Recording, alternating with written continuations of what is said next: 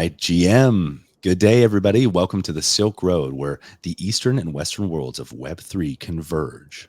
Our story begins on a path that dates back over 2 millennia, a path that once connected East and West in the pursuit of silk, spices, and knowledge.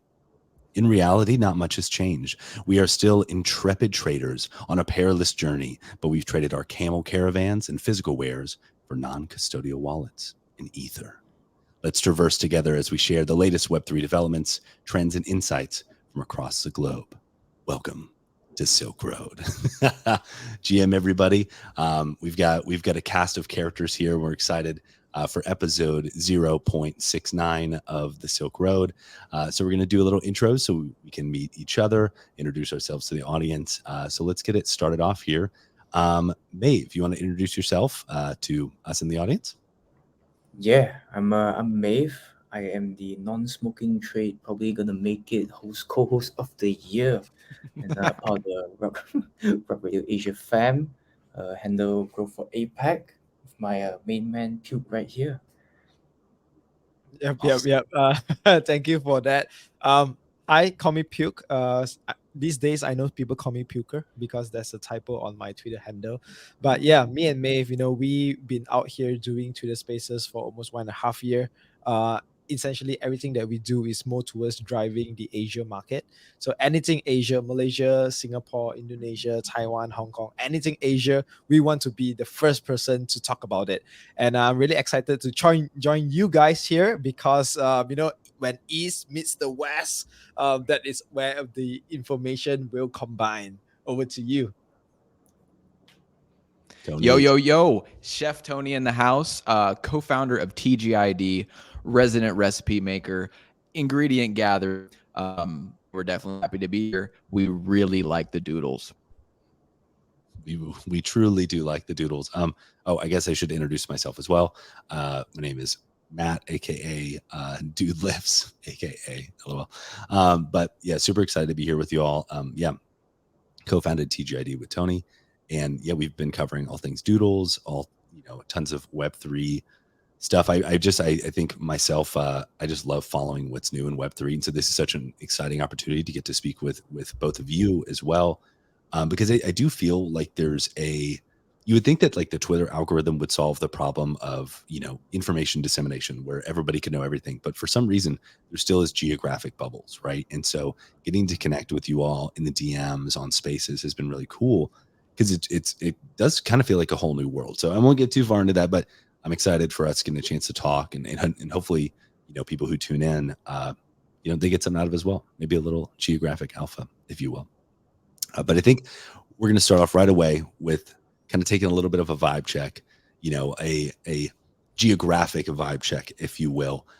So from our crew from Rug Radio Asia, what are the vibes?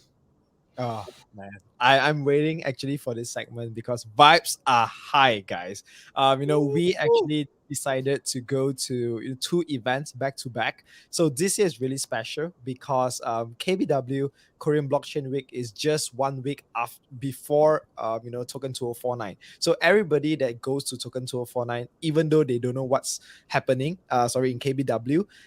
When we talk to them, it's like, guys, next week is Token, let's go. So you get like this moment whereby you meet someone and the next week you kind of like arrange meetings and meet him in Singapore. So just imagine meeting someone new for 1 week and then the next week meeting them in another country. I think that whole vibe is really high in terms of people engaging and stuff like that. And what's really important is that right after this, we have kind of like, I would say like a mini break, which is 1 month, and everybody's going to meet up in Hong Kong again. So it's just really, touring Asia, I would say, because you heard people talking about 8Fest, right? But what happens after 8Fest? Immediately 1 week after that, we have the Thailand Blockchain Week. And I heard after Thailand, it's Taipei Blockchain Week as well. So just imagine, in 3 months, conquering 5 different countries.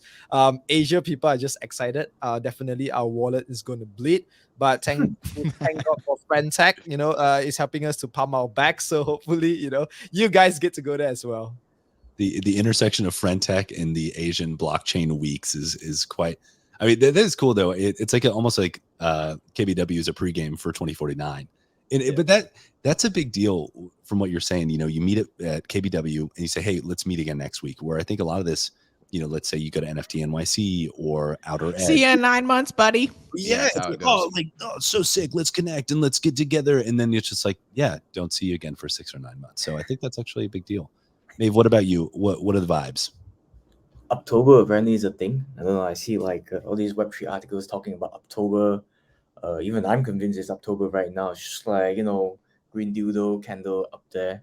I think like so the end of Token 2049, Philippine Blockchain Week happened, and then Japan game convention. Well, there's more on gaming, not exactly like Web3 related, but like obviously when we talk about IPs, I think GameFi, game related IPs on Web3 is very very big as well.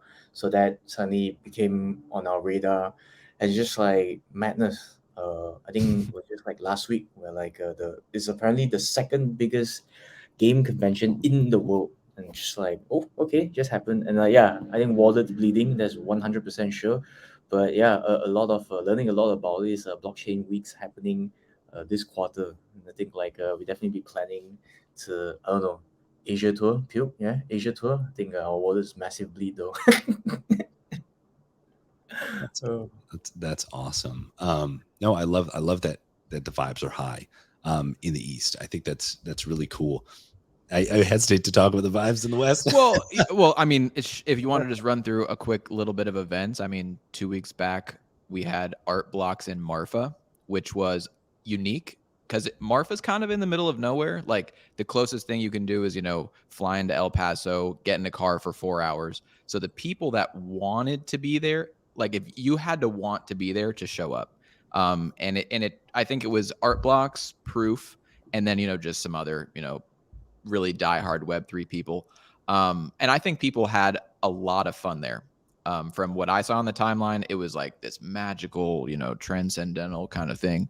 Like, like the Web3 Burning Man, if we've seen one yet, just without a lot less fire. And then this past week, we had Beeple's event in Charleston, North Carolina for CryptoPunks. And that was nuts as well. I saw paper punks and people were definitely really enjoying that. And like you guys said, back to back, people that were in Marfa, people that saw those people in Charleston. It might not be a different country, but I'd say the difference between Texas and South Carolina is basically like different countries.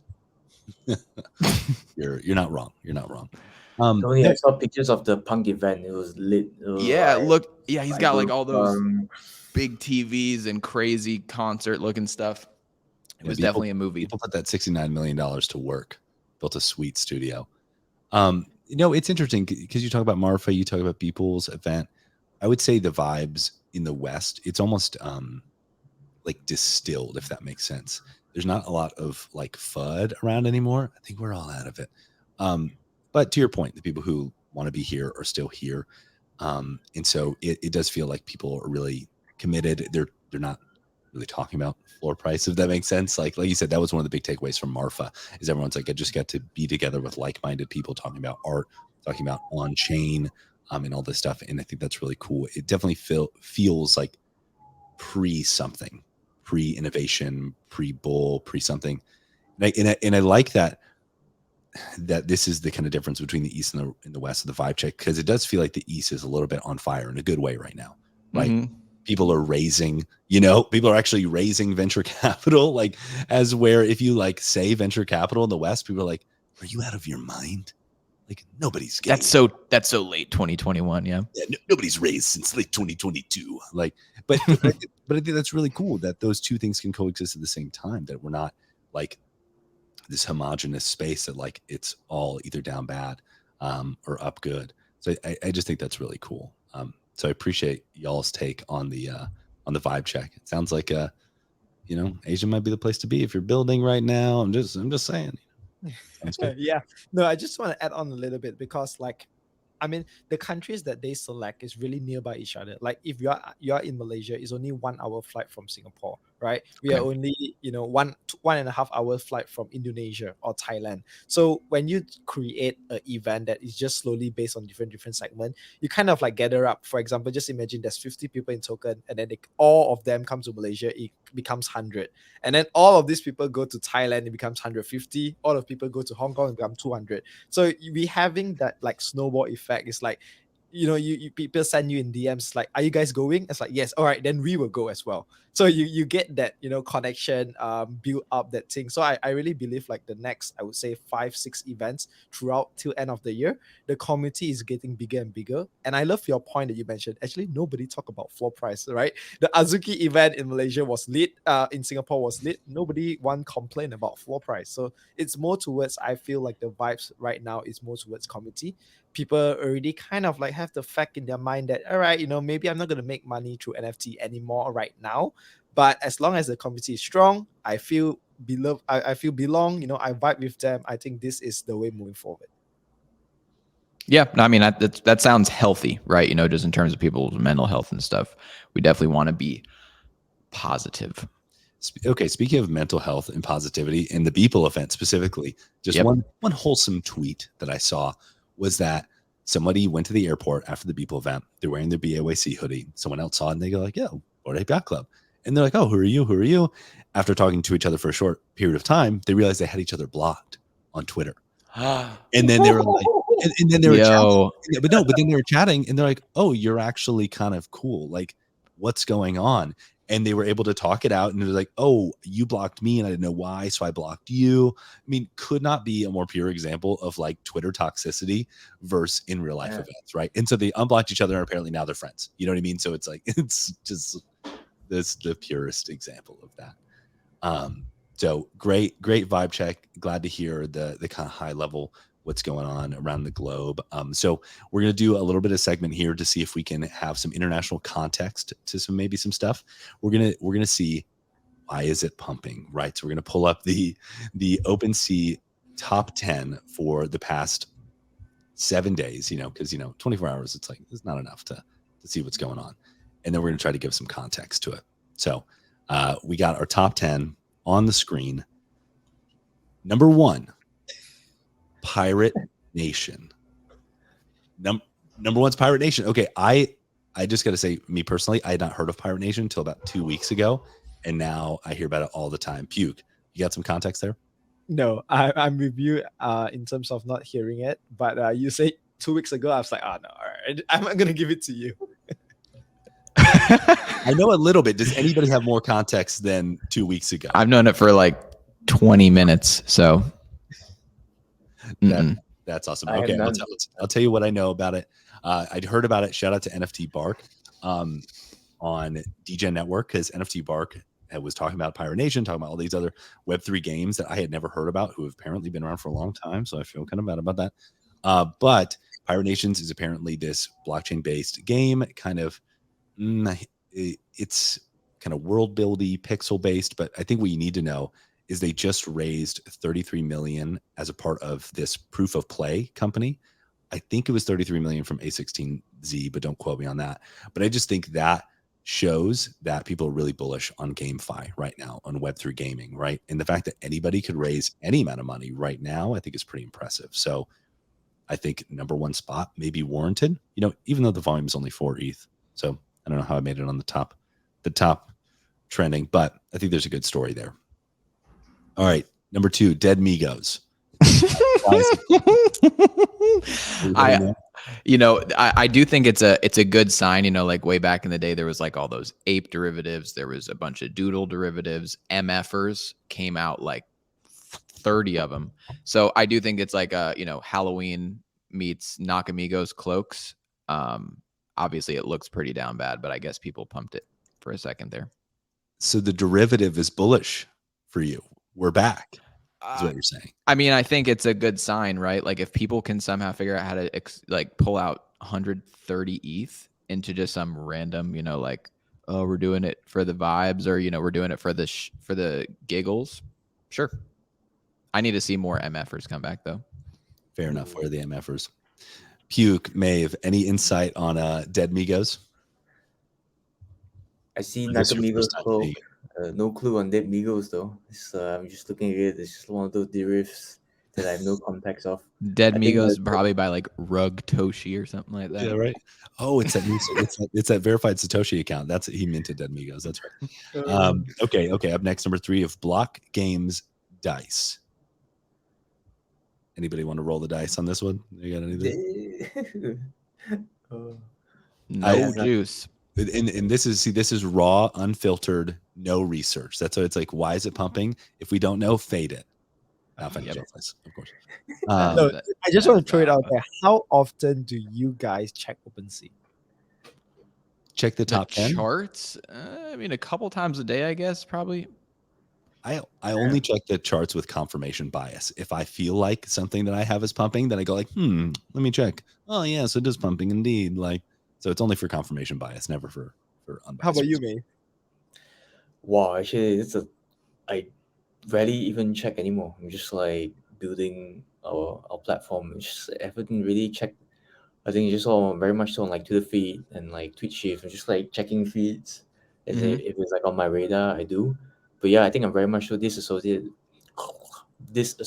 with like meme culture right now.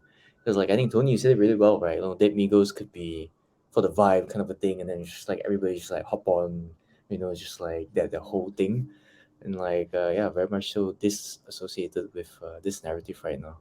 Yeah, very interesting to see what is Meta Rebels Pixels with the double Z's right there. All right. Number 4, it's got a sick like pit bull image, on the PFP. Doing something awesome. Yeah. Looks pixel though. I like pixel art, so at least that's a plus point. I'll give half a plus. But the thing is this, right? When your pixel, it's like, for example, like I would say, just say Cryptopunk, right? It's 24 times 24. Then it's really hard to make the shape because you have like really little pixel to design the shape. But when you look at this, it's like it's almost as a 2D art. I'm just scrolling through it and see what's the hype of it. Honestly, these days I would say like the meme projects really just blow your mind, because the more you don't understand it, the more people buy that shit, right? So it's unique in a way. I'm just looking at it. They have like Twitter Spaces, people join like 70, 80 people. I think these are all like the degen projects that if you get on it the first wave, you make money. If you don't, then it's going to zero. Yeah, the fact that we don't get it is bullish, because someone gets it, but it's not us. So we are the exit liquidity, actually, probably. Let's move on to number 5, something that actually kind of makes sense. Other side vessels, right? At least it's a Yuga asset in the top 5. So my suspicion has something to do with Legends of the Mara. What's the group take on that one? I'm waiting for Tony to chime in before I do. No, I haven't really been keeping up with Legends of the Mara. Like, I don't know, when you say the word game, a lot of the time I'm like, don't want to hear about it. If memory serves me right, they're like pumping or like trending back right now because the game is actually ready. Because Animoca Brands, AB for short, they are a game developer. They handle Legends of Mara or Rec League all together, and there are probably other games that I'm missing out right now. But yeah, very much so. I think most of the Yuga games are done by them. So now they're like trending back a bit. There's a bit of news. Everybody's excited. Rec League had very good response. In fact, people liked it. People are still playing. I think a lot of apes are quite fond of it. So yeah, one for the team right now. Yeah. Yeah, but fun fact, guys, like Legend of the Mara is actually built by this studio called Eye Candy, and Eye Candy is actually based in Malaysia. So I just know the fact, like I think 3 days ago, I was like, oh shit, Malaysia is doing crazy stuff. So they built, Legends of the Mara. Some of like the Animoca games is in partnership with them. Even Lemon Sky Studio is also one of a big animator. It's also by them. So like I'm impressed. Like Malaysia is doing massive stuff in the Web3 gaming area. Okay, Malaysia, we see you. We see you. You're building. Yeah, I think that's awesome. I think people are excited probably that they can do something with their other deeds, to be fair, or a related asset. It's been a long time. And apparently this game, I haven't played it myself, watched a little bit of gameplay, maybe a little more exciting than something like Heavy Metal, even though it's kind of a TCG based, or at least turnstile from my understanding. So yeah, good to see you guys in the top 5. Speaking of previously mentioned Dead Migos, we have the actual Nakamigos cloaks collection at number 6. Now, Tony, have you been tracking the Nakamigos cloaks at all? Yeah, I have a little bit. So, I mean, basically, I think they did it at, they originally were dropping it as 0.05 for the mint. And I guess gave like, dibs to the OG Nakamigos. The community kind of burned them at the stake, and then they decided, oh, wait, we were just gonna mint it for free. You could claim it for free if you had an OG. So they went ahead and did that. I don't think that everybody claimed them. I think there was like 4,000 left unclaimed. Those went to a public sale. And to be fair, I guess, like, where did the floor price go? I mean, Nakamigos held. I mean, I think it went from like 0.3 to 0.2. This went up a little bit above 0.1. So it's obviously like going down, but more so, like, to be fair, I think the Nakamigos community, having not like a super high point of entry, like a lot of people that might be getting into the space that don't want to spend an ETH, I think they're leveling there. I think also, to your point about pixel art, I think Nakamigos is a great example of nice pixel art. So even people that are, like in a lot of other like more blue chip communities are holding Nakamigos. Okay. Puker, Maeve, what is the sense of Nakamigos in general and or cloaks on your side of the globe? I'll go first. Yeah, I think I only know that they're official. That's all I actually pretty much know. I feel like Nakamigo is kind of like MFers, right? Like, they very much so, for me at least, has that culture, that group of people banding together, right? And that's pretty much all I know. Nice. Vibe check, yes, I'm gonna check that. Official collection, I'm gonna check that. Everything else, I don't know. Just like I see like OpenSea notifications like popping, like volume. I was like, all right, what's this? Nakamigos Club. All right, that's all I know for now. Yeah, so I think in terms of like my own sentiment or people surrounding me back in Asia, not much of the people that I know are actually like degens hopping into like this kind of like projects. Mainly they are more towards like, oh, if it's a notable Web2 brand that comes into the space, they're gonna mint it. Like we had this, I think it's 1,000 pieces of McDonald's in Singapore, and it's basically, you have to mint it on the app. They use this grimace character, and those go for selling, right? Because it's SBT token, people mint it, and the utility is that every week you have the NFT, you just go to McDonald's and claim something to eat for free. So a Grimace NFT that gets you free McDonald's every week. That's the most American thing I've ever heard. Why don't we have that? So it happened in Singapore. Even I can't mint it because I'm in Malaysia. But those are the things that the general public will mint it. Not really like, I would say, like, the Meta Rebel Pixel or the Nakamigos is not really like degen in that way. I think that would be more towards like the Western side of the your things as well. No, that makes sense. I think, a lot of people, when they're looking to mint something these days, unless it's like uber degen, and maybe even some of that volume has moved on to Frentech, to be fair, are looking for it. I think we've hopefully, matured past the investing stage a little bit, but are just looking for a little more reassurance that it's just not going to like slow rug die, whatever. And so I think that either means that you have to have a pre-established product or a proven product, or like you said, it's a Web2 company coming into the space. I won't say that those are the rule. There are certainly exceptions to that, but I think that's probably reflected in a few of the other collections on the top 10, right? Sugartown, for example, we'll discuss that. So it's cool to see that people on your side of the globe are bullish on Web2 brands entering the space. I think that's awesome. Let's go up next. So we have FOWOs for FOWO World by Fowocious. So, buddy, you gotta repeat that one more time. So they're FOWOs for FOWO World by Fowocious. So one of those things is the name of the NFT. So these these are interesting. I want to hear y'all's opinion on them before I kind of give mine. What do we think? Okay, cool. So I want to talk about this because I'm actually excited about this collection. If you guys don't know, Farouk has been the one, I would say, like the main key driver in terms of introducing Ferocious to the Web3 world, right? If you look back past, even prior to us joining Rock Radio, mainly his tweet is always about pushing this artist, right?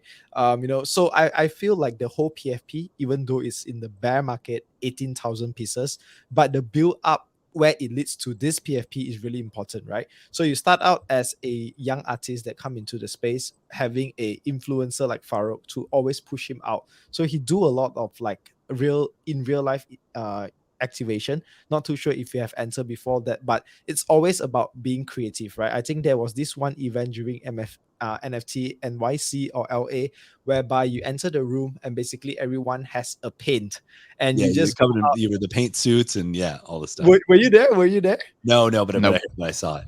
Yeah. So a lot of like all these activations. So what I realized that his strategy is different, right? He goes to in real life events to do this kind of activation, whereby it's just a limited piece. And then he goes on and do collaboration with, for example, Adidas, where he paints out, his Adidas shoe, 100 pieces sold out.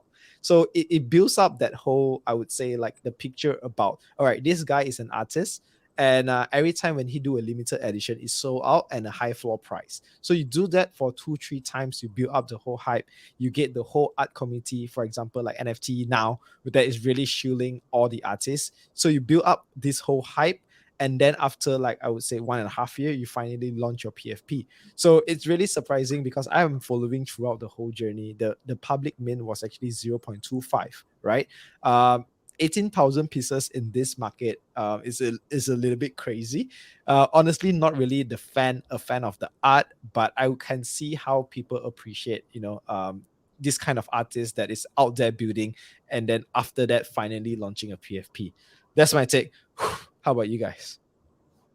No, it's a good take, and I think the history is important to give context to it, because the only FUD that I've seen, people are like, "Oh my gosh, these are so ugly, bro," and I'm like, It's art. It's Well, art. It's so subjective, yeah. And Well, he's a young kid. Like, I mean, shoot, like he's really out here being creative. he is, and I mean, here's the thing: if you look at his one of ones, it's literally the same. So it's like it's not like he did something new. It's a continuity. So if you like his style, you like his style. If you don't, you don't. Like I think it's as simple as that. Like his one of ones, to Puke's point, do have an extremely high floor price. They're very well sought after.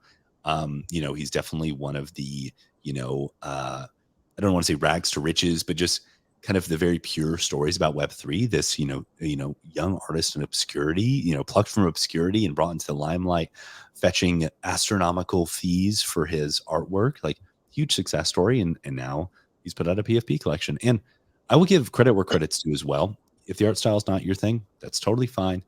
The part that I think is really cool is that all of the FOOs are fully rigged for 3D. So they are 3D assets that are fully rigged, which means you can plug them in to other 3D, universes, avatars. I don't know if it works with like Unity or Unreal or whatever, but that's big, because that's something that I've been saying for Doodles for a while, is that, Doodles 2 should be rigged so they can be plugged into different environments. It just allows you a lot more flexibility, kind of like CloneX.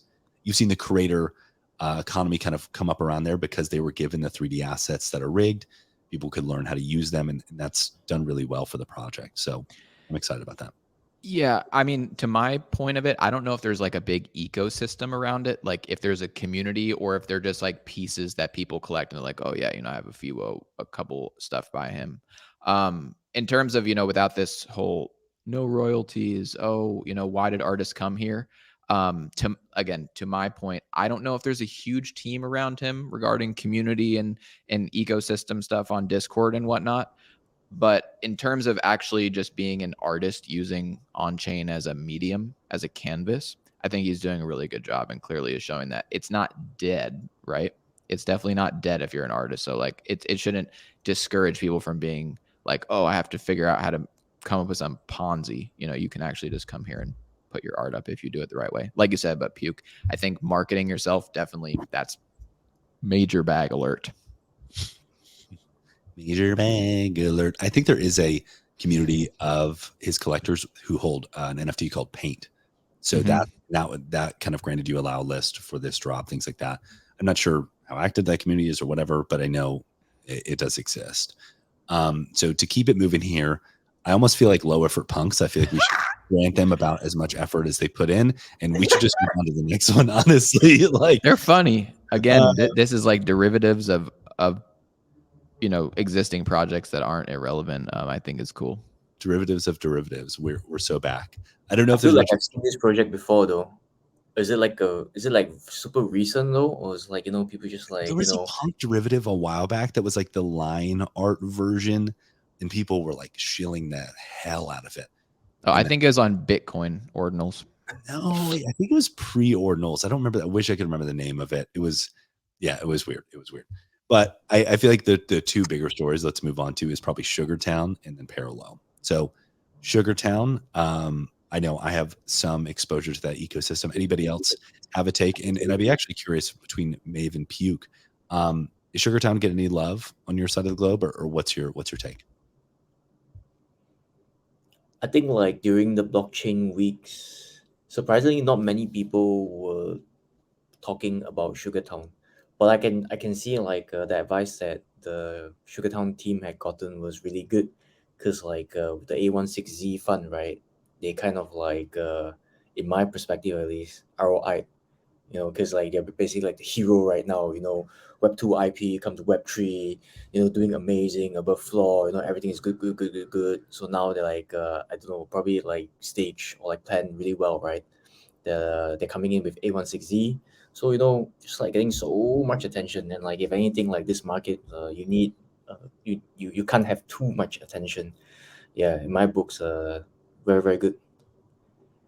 Yeah, in the words of Frank, the worst thing is that nobody cares, right? Apathy. So good point. Good point. Well, I'm salty because I didn't get the whitelist, so I'm not gonna comment, guys. Bearish on them. I'm- Yeah, I think I'm that they're actually salty. bearish on them. I was at a conference when they was minting, so I didn't have MetaMask set up on my phone. Yes. I love that. You're like, I will not comment unless I get a loud list. For anyone listening, now you know the price. Just kidding. But I'll give my short take on Sugartown. I did get an opportunity to play their alpha game over the weekend. So NGMI, got to mint, have been staking their token. I mean, I'm excited for what they're building. I will say, to address the kind of counter argument for what they're doing, is a lot of the criticism they face is that they're essentially reskinning old games that Zynga had produced and putting them in the Web3. Specifically for NGMI, it was called Geometry Dash, right? Everyone who's seen the gameplay of NGMI goes like, oh, that's Geometry Dash. I played that, or my kids play that, whatever. I think that in that criticism is warranted. But the thing that I will say is, one of the big things that people have been struggling with in Web3 is product market fit, right? I thought you were Listen. Have you played Call of Duty before? There's like 15 of them, and all they are just reskin versions with different guns and different maps. Fair. I think some people were like, Yeah, a people company swear. of this size, they could really innovate and do something. I think let's not put the cart before the horse here. Geometry Dash apparently had 500 million downloads, right? There's a clear product market fit for that game. Let's see if it hits in Web3. If that works, keep on building, right? Release another game. Then at some point, maybe you can come out with a fully original, innovative blockchain game. Not to mention, we don't really even know what the rewards ecosystem looks like, any of that other stuff, which could be very innovative. So I don't know. I'm bullish on it. And I'm a holder, full bag disclosure. But Wasn't it the alpha test? So isn't it pre-beta? yeah, so there was 400 people who were in the alpha test who got to play the game over a weekend. And then they're going to do a beta test coming up soon. Gotcha. So yeah, 66% of their tokens are staked right now. After you get staked for a week, there'll be a snapshot for what they're calling a lifebound token, which is, I don't want to say it's specifically an SBT, something similar, but it gets put in the 1155 backpack, digital backpack for the Aura token, which that I'm bullish on. Zynga, legacy Web2 gaming company, legacy may be a strong term there, but utilizing cutting edge Web3 tech. I think that's really cool. So that's my take, and I'm sticking to it. All right. Last but not least, we have Parallel Alpha on the top. It's not even an ETH. It's in Prime. What the hell is? No, I'm just kidding. That's their token. But another win for GameFi. Anybody else have any exposure to the Parallel system, or no? Why is it pumping? No. I think Like it's because of Coinbase, right? first off, what is Prime? Yeah, that's just true. I Pri- don't know what it's Prime. Yeah, Prime is the ERC20 token for the Parallel universe. So if you win games of Parallel, you get Prime. If you sell, you could transact in Prime. There's token syncs. You can upgrade your cards via Prime. You can pretty much do anything within the ecosystem in Prime. ApeCoin is to other side as Prime is to Parallel. Yep, exactly. Okay. For me, I think Parallel started trending because of Base, right? I think they had like that introductory pack, and then they've been building a long time. In fact, like really Yeah, long since like they've been building for a couple of years. like bull period, since like the bull period, and they're just like doing their own thing. From memory, like their volumes are always pretty good. In fact, there's a lot of like trading in terms of quantity.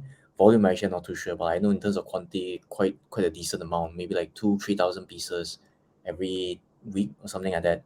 And then yeah, like recently, I've been following very close with On-Chain Summer. Yeah, On-Chain Summer. I think 1 month program. I was just like degen minting everything, just like following through. And yeah, I saw them with their introductory pack, so that was really cool. Yeah, they had the starter pack. Exactly. I think I said earlier 1155 backpack, but I think I meant, was it 4331? Why am I drawing a blank? I'm not sure. But the reason I corrected that is because Maeve, I think Parallel Alpha, this collection, which I think includes all their cards, it has the record for highest volume for an 1155 on OpenSea, I think. Don't quote me on that. But yeah, I mean, Parallel, that game is still in beta. People seem to be really liking it. They've done, like you said, a lot of collaborations with Coinbase, OpenSea. OpenSea just started a gaming channel called OpenSea.gg, and Parallel was the first game to be streamed on their channel. So I think they're definitely planting their flag as a huge presence in the Web3 gaming space. So bullish on Parallel for sure. Let's see. All right. I think that answers maybe why is it pumping. So if you're looking at the charts and you want to know what is going on, don't listen to us. No, I'm just kidding. But I think we had some pretty decent insight into what's going on. All right. So now it's time to transition to. We wanted to take the opportunity, like we were talking about, kind of geographic arbitrage or breaking our echo chambers, teaching each other a little bit about what's going on either sides of our globe. So I know we've kind of got our own little list of stuff that we want to kind of teach to each other. We're going to go back and forth, East v West. So why don't we hand it over to the Rug Radio Asia folks? What are you excited to kind of teach the West about what's going on your side of the globe? Bill, you want to start with events? I think that's going to be banger. Mine's like little fill-ins here and there. Yeah, for sure. I think one thing, it's usually chains, I would say chains in, like, chains that comes to Malaysia or even Singapore isn't going to throw out huge events. Like, for example, people will say, oh, I have a big Polygon community in my country, but in terms of Malaysia, it's really small. In terms of, like, I think the biggest event is IFKL, right? And then we have like all of the small little Polygon meets up that is created by the guild, maybe 1 year once. That's it. But what's really interesting is that Ordinals has coming into Malaysia. So on the 14th of October, we actually have our first ever Ordinals, I would say, conference in Malaysia. So that's exciting because usually, like, Ordinals is, I would say, maybe less than a year old news. And usually this kind of news for movement to grow in Malaysia takes a long time, right? Like, and so hearing this, I'm excited because it shows that actually people are actually moving much more faster in Malaysia now. And even like I think last 2 weeks ago, Pudgy Penguins actually come and spend 3 days in Malaysia, and they absolutely love it. The Pudgy Asia right now, they set up their own company whereby they can go out, create booths, sell toys on behalf of, like, Pudgies and stuff like that. So I'm seeing a lot of like this kind of activation whereby, like, honestly, Luca and the team is the first ever, I would say, top 10 NFT team that actually comes to Malaysia. Like, they are the only one.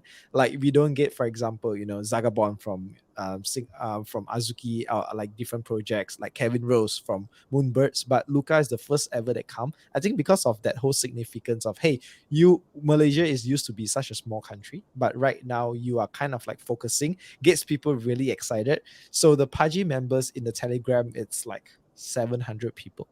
So it's Ooh. crazy. It's That's really more people than on the entire NFT Twitter. Incredible. and guys, not gonna kid. If you want to experience a little bit of how crazy the chat is, do let me know. I'm gonna invite you guys in. But it's crazy because every week they are doing activations. They are hanging out until 6 7 a.m. in the morning.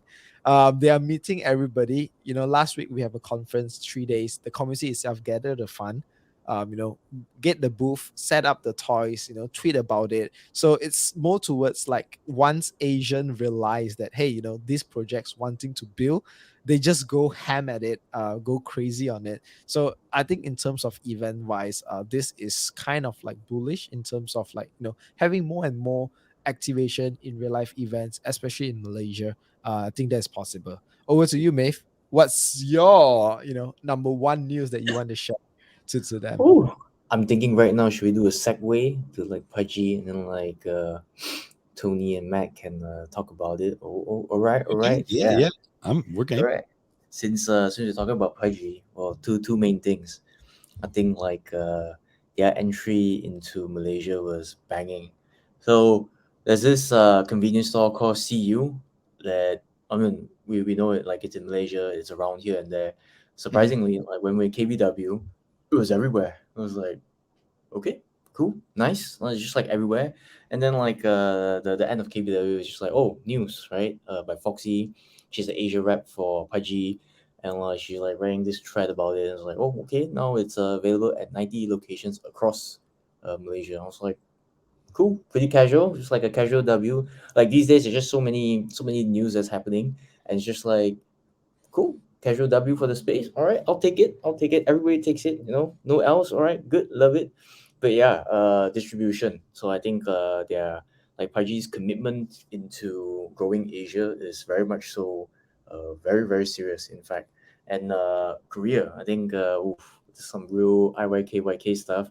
But Pudgy spoke to Dae Hong, which is Lotte Group, right? They are massive in Korea. To summarize that, from like hotels to entertainment to food, cosmetic, whatever it is, pretty much everything.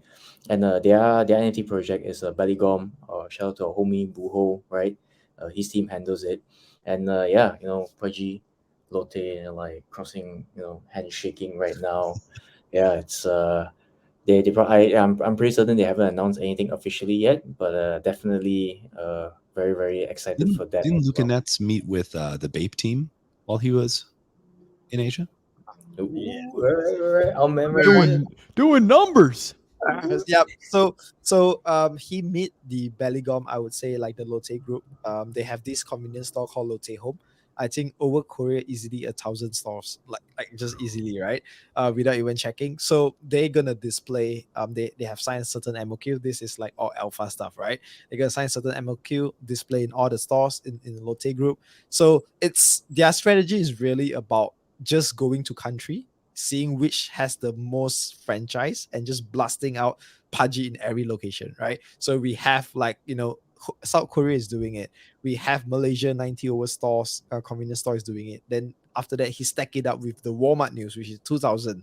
So I think like the whole strategy is terms of like going into Asia, finding which convenience stores that is actually has like that whole covering the whole country, putting out there. And not only that, like if you guys know, like right now Rock Radio Asia, we are also the spokesperson for Bapetaverse. So we're working really close with Bape, and we actually have like this whole called Bape Cafe in Malaysia. So we make the connect, get them there, together with the Bape team. Hopefully some cool merch. But because you guys all see, right? Babe, I think for the last two months, they did a partnership with Stash, which is a graffiti artist. They did partnership with Adidas. They did partnership with BAYC. So right now, it's just how we can connect them to more, I would say, Web3 brands, to do like cross collab, partnership, merchandisers, and stuff like that. Okay, two things that I want to key in on there because I think there's something worth diving into. Okay, first, like you said, Luca's and Pudgy's strategy is kind of finding biggest retailer, and this is an oversimplification, but into finding out how to break into that market, right? So it's cool to hear that he's doing that there because I actually wasn't aware of that. He'd mentioned on a recent podcast with Carly Riley that he's going to be in the Walmart of toys of Europe. So it's like they're doing it, you know what I mean? They're like dropping in to different locations. But I will say that Luca's taking Asia very seriously. He was saying he's like, that is the center of cute IP. So if Pudgy's is not there, it'd be insane. He was even talking about he wants to split time in Japan. When doodles. right. Hey, we were at Shibuya Parko. Don't fade the doodles. But he said he was going to split time, possibly in Japan. And I was like, that's a big commitment. You know, I think a founder that's like planting their flag says like, I want to have a presence there. I need to have boots on the ground, and that boots is me. I think that's really cool. So I want to put a pin in Bape because I want to come back to that. But Tony, do you want to kind of fill us in on what Pudgy is doing stateside to kind of get a global picture? So quick TLDR, right? Pudgy Toys launched on Amazon a couple months ago. I think they did like 500K in volume in the first 24 hours. And about 100 days later, Luca announced that they're going to be launching in 2,000 Walmarts, which out of Walmart, that's almost 50% of the stores in the United States. Here in Central Texas, we haven't gotten them. I think I've been like in some group chats, people looking, but it's, you know, just to say, like you said, it is beyond Walmart, but at least, you know, Walmart, everybody knows Walmart. I'm wondering when Target, you know, I was just in Target the other day. But Luca's take is, you know, he wants to be at an accessible price point to grow the fan base, which I think they're selling for like $8 or $9, which that is like cheaper than a burger at McDonald's at this point in time. Shout out to the Fed.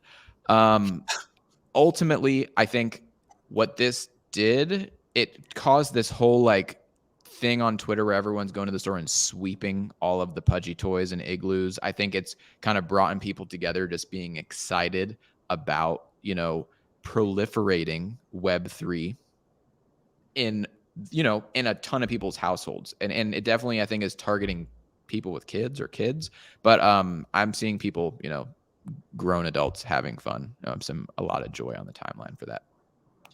And that doesn't even take into consideration any of the digital components. You know, we haven't talked about Pudgy World, anything like that. So I think we're going to see a lot of stuff there, but it's really cool to see that strategy is being applied worldwide. I think that's really smart on their part. To go back to Bapetaverse, right?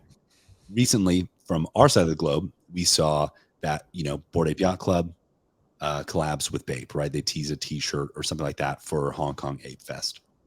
I was actually really surprised. A lot of people were like, what is Bape, bro? Is that even relevant anymore? Is that even cool, bro? And now I was like, okay, that's a little bit of a mid-curve take, but that's fine. But I think what people would be surprised, and it sounds like you guys might have the info on that, like Bape has been trying to break into the Web3 space for a long time. I think they've been building a lot more than anybody knows. So can you kind of give us a general overview, Bapetaverse, what is its relation to Web3, and maybe some of the collabs that y'all are seeing? Yep. So basically, you know, the whole idea of why when a Web2 brand comes in, they don't use their own name, especially for fashion brand, is because of the IP, right? So for example, Nike will never go in and say, oh, this is Nike Web3. No, they use Clone X, for example, and then you get Adidas, whereby it's, you know, Elts by Adidas. So Bape is the same thing, because for the Web3 IP itself, it's a little bit more accessible, that, you know, they can easily do collabs and stuff like that.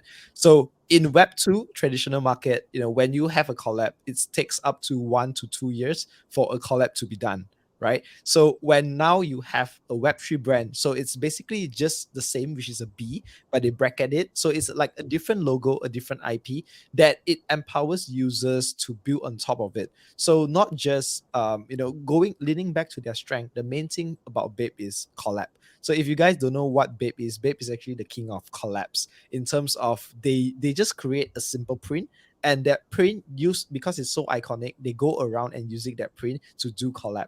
So one interesting news that nobody has talked about, actually, you know, Bape has a Web3 project. I see a lot of people going to the Discord after the whole BAYC news. It's like, wow, I didn't know that Bape actually has an NFT project. But it's just more than an NFT project. It's more than a merch, because over the years of like Bape been building, they actually have a lot of exclusive merchandise. So just imagine this thing called Bape Land in Tokyo, whereby the moment you enter, it's a Bape museum. So every piece collectibles, or people who are a fan of Babe can see these kind of pieces in there. It's like a one off, item. It's like a super collab with this artist that only produces five and stuff like that. And what they do is that they actually flew out five people from their community member over to Tokyo. First of all, to watch the Rakuten Fashion Week. So it's a kind of like the biggest fashion week in Japan, where Babe will display everything that they doing at the year end summer, winter of the collection. And not only that, those five people actually able to go to Babe Land to experience this, one time off kind of experience. And I heard it's so limited that because everything you touch is worth like hundreds of millions of dollars, right? Even if you are a hardcore loyal Web2 fans, you don't really get the opportunity to go to Babeland. So they wanting to reward people in terms of like say, hey, you like the brand, go and buy the NFT, because the Web3 one will be more interesting. So it's mainly experiences, it's mainly collabs. So for example, like we see, I think the one recent one is Babe with BAYC. After that is with Coca-Cola as well, right? So Bapetaverse holders will kind of like get a first hand, I would say, deep in terms of like the limited edition pieces. So for example, like, if you love Nike, everything that Nike collabs, you want to collect, right? So it's the same thing as, buying the NFT, you get dips on the first hand. So before it goes to public, you actually can purchase it. So that is the whole model that they're doing.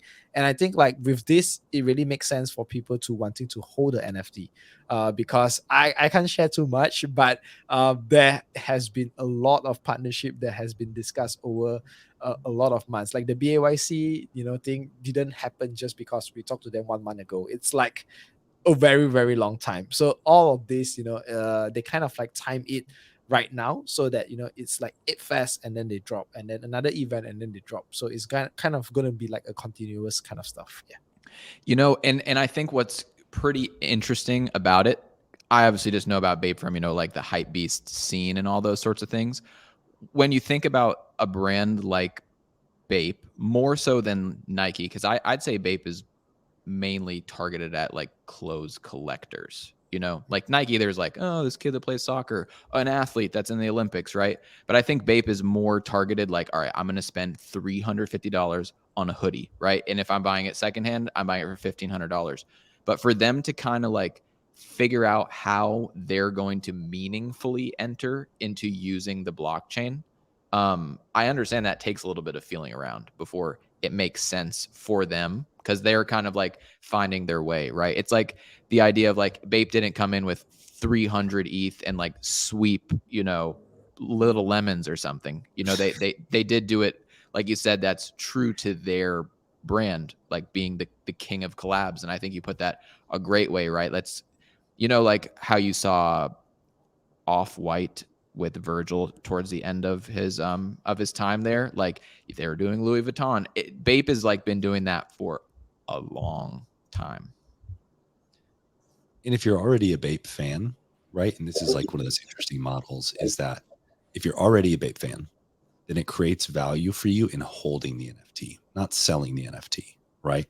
And it's one of those things that, yeah, it may not, be worth, the NFT may not be worth a ton of money, just, monetary wise, but maybe if you're a collector, if you're a hype beast, if you're a Bape fan, has value to you because it gives you that access, right? Well, and I think like with you said, this pre-existing audience, like people that don't understand that, like I mean, maybe what we're seeing like Linksdao understands how to do utility token, but that's just because it's like, hey, do you want to golf? Like maybe golf makes sense to be able to come up with rewards and discounts and different partnerships. But trying to see like, how does somebody that normally just buys your clothes get more involved with the brand, and how do you let them know that, right? Part of it is like, they learn from their experience, but there does need to be some kind of guiding factor, some kind of like, here's how we're pulling you further down the funnel, so that you can reimagine how you're going to interact with brands. But it Bape to, like to be someone that's, in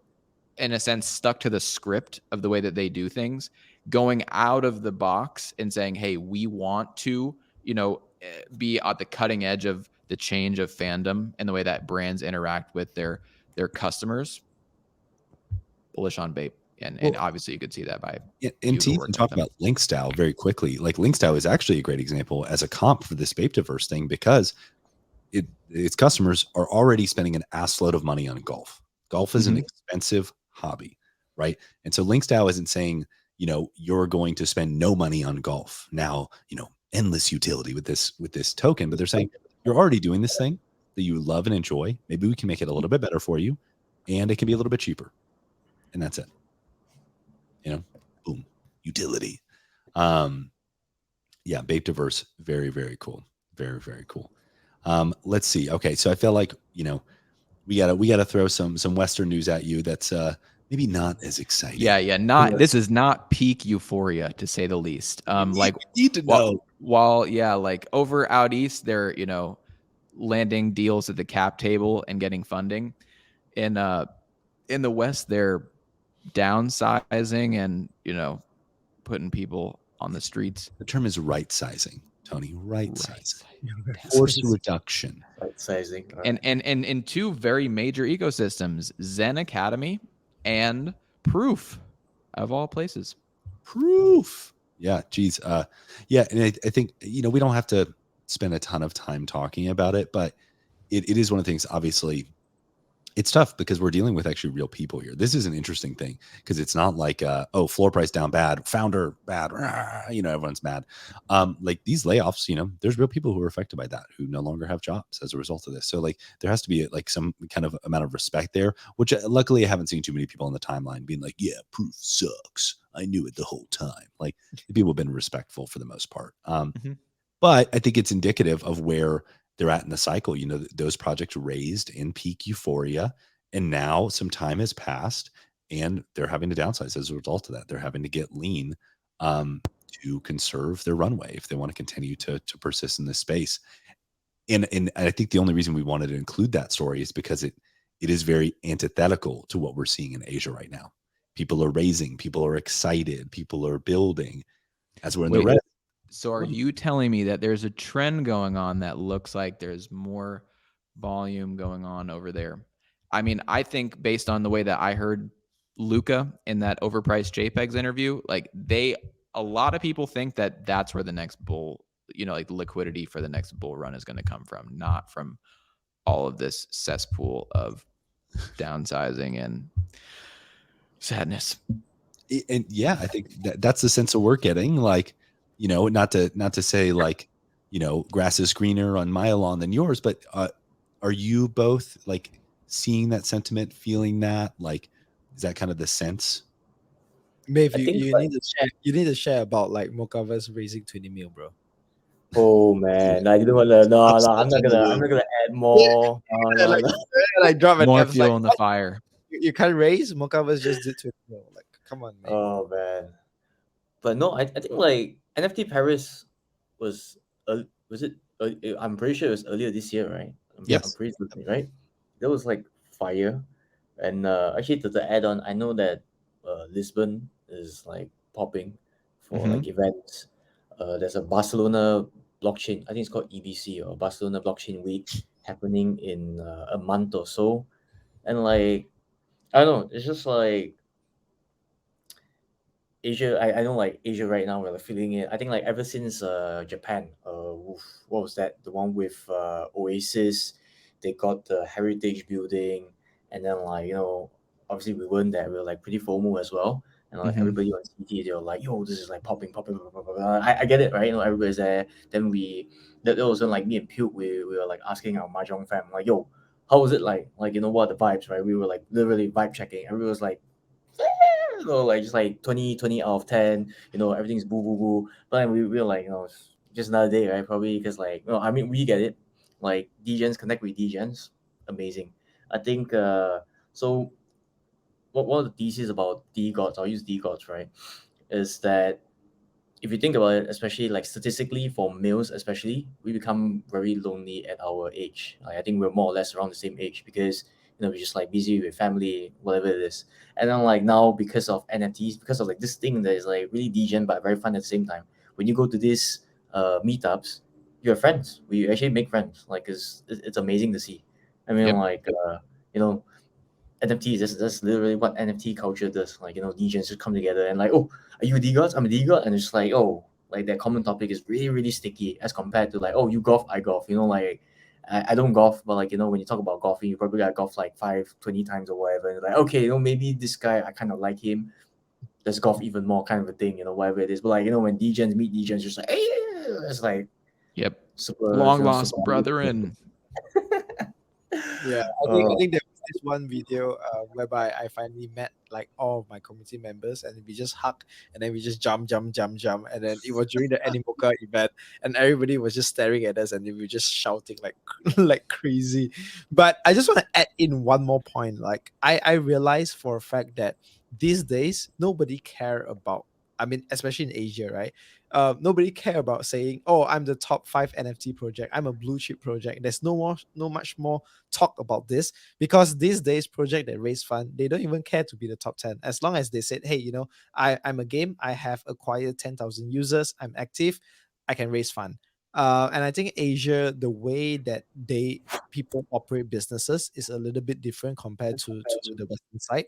A lot of them, they understand saying like, hey, first of all, we want to acquire, and then we raise, and then maybe we have like some utility, some XP, some token. So if you're looking at, for example, like meme land, you're looking at yoga pads, you're looking at Mochaverse, all of the projects actually give out XP or points in a certain point, in a certain way. So with that point itself, people are farming it, people are active, engagement are high. Later on, when they, for example, come out with a, I would say, token drop, and then people thinking that as a cash out mechanism and stuff like that. So it's a little bit different compared to how I would say, like, the top 5 Azuki, for example, or even D-Gods or Pudgy Penguins, how they launch it. Asian really take it as like a real business. And they are actually, all of the communities are doing like the XP point token staking kind of stuff. Yeah. That's Gamification. I mean, like you're saying, I mean, like even if you're sneaking it in there, it's just at least in terms, like, people like to flex, people like to earn. So we do love levels and ranks. Yeah, and from what you're saying, two things that I got from there is, one, that like kind of valuations or at least sentiment around projects is based on fundamentals. Like, oh, we have daily active users and like a working product, and people like it. That's awesome, and we're set to be acquired. Like that, to me, I think a lot of the NFT valuations we saw in the past exceeded fundamentals. And that's fine. For a speculative hype market, it is what it is. But it sounds like that you'll have a little bit more of a good handle on that. In addition to that, the cultural aspect of it, right? You're like, oh, we, like XP, we like these things. And I think that's one of the things. We had a guest on one of our spaces who was hosting an event at, I think, KBW.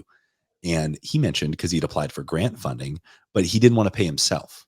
He was like, no, he's like, we don't like that, really. He's like, I want all the money to go to the event. It seems like uncouth to take payment for this event, which I thought was really interesting. So he wanted to be paid in like merch or points, even. I think he mentioned specifically points. And I was like, that's so interesting, because that's just a cultural difference, and so I think that's really cool. People in the US are like, yeah, I'll take 0.25 ETH, sure. Yeah, I'll take a point. Yeah. 25 ETH. No, but so I think those cultural differences are really, really interesting. Yeah, it's true, because like another reason I can say that is like community in Malaysia, or even in Singapore. Usually when these kind of projects come in, the community itself is the one that hosts the event. It's not the main project. So for example, like Pudgy Penguins or Azuki, it's not Azuki team that comes up with the funding and say, hey, let's do this. It's a blast. It's kind of like saying, hey, the main project is coming, let's do something for them. So the project go above and beyond. The community members, the one that book out the event, get sponsorships for the event, get the content going, and just say, hey, you guys just come, enjoy yourself, we are here for you, we support the brand. I'm not too sure if like overseas is the same, but in Asia it's very common that Azuki Singapore will host it, and then they just come as a guest of honor. That's really interesting. I would say that we're probably getting there, but because we were forced to. There was probably 8 months to a year where people in US based communities were sitting like, well, why isn't the team putting on an event for this conference? Right, because they did South by Southwest, NFT NYC, Art Basel, and everyone was like, okay, we're doing this every 3 months, and this is just one project. And then there's NFTLA, and then there's, ETH Global and permissionless and consensus. But then it got to the point where these projects were like, okay, we can't spend $2-3 million every month, right? And then also the conferences like really like sucked onto each other, so like they were way too close, and they were like starting, I guess maybe it was a venue thing or just a poor planning, but I like you're saying about community led events, at least in Doodles, the community treasury, the incubator, we've seen a number of events. I think we got one coming up in Amsterdam. We had one at KBW. We had one at Token 2049. We've had a couple in the States. I think the community that's been doing it the best, to my understanding, is Clonex and Artifact. I mean, they have kind of unlimited money with the Nike situation, but those, like you said, geographical sub communities are really good, and they're really good at getting funds out, working with like one ambassador. So I think Doodles is coming up on that way, but I don't think in terms of at least overseas, I'm familiar with like what they're doing with FAM. Pudgy Penguins takes the cake on that. All right, when Doodles Rub Radio Asia, man, just putting it out there. There's a community event going on in Ape Fest, so in Hong Kong. That's It was right. a dinner, right? I think I saw it. It was a dinner. Was it Wen Moon and Cupcat? Were they in charge of that? I have the sheet right here. Yeah, Cupcat. Yeah. Well, I will say, so we're coming up on an hour, and so we did want to kind of keep it limited to that. There's so many more stories that we didn't get to, but I will say I think we touched on some of the kind of cultural differences that we're really excited to kind of dive into, which I think makes me excited to record another episode, to continue to learn, because I think there's just so much that we can learn from each other, and hopefully the audience listening today learned a little bit something. Maybe, the whys of pumping, maybe they learned, something, I don't know. But especially just from the little things that y'all talked about, Mochaverse raising, Bapetaverse, Animoca brands. I think these are things that people, in the West should be watching. And I don't think they are, which is why I think we wanted to kind of join up with you guys to create this Silk Road, if you will, or as Maeve would demonstrate with the handshake. Yeah. I mean, I really hope that, like people listening here at Silk Road can realize like we ourselves are in this, we're on this pathway to try to figure out what's going on over there. Maybe we get new alpha we didn't know. We can give our good homies at Rug Radio Asia our alpha. And hopefully, like we ourselves are going to, like have our group chats. We're going to be checking in on new things, and you guys will too. And at the end of the day, I think we're just trying to get more educated before the bull run, when all these other little silly people that have no idea what's going on become our exit liquidity. We're building. Yep, man. I love the first episode of I would say 0.65, if you may, right? Of the Silk Road, because combining just what we know from outside and what you guys know, I think there is so much synergy to have on discuss. Like, I know for a fact we can still go on for like 2-3 hours just talking about it. But let's keep it. That's what I'm saying. I was like, I know we can go. It's a dangerous game, yeah. But that'll be saved for episode 1.69. So awesome. Well, thank you, both y'all from Rug Radio Asia, Maeve, Puke, Tony, obviously from TGID. Thank you all for joining us today for this episode 0.69 of Silk Road. We have so much more to talk about, so we will definitely be back with episode 1.69. And so thanks for tuning in. We really appreciate you spending time with us, and have a good one. Peace. Bye.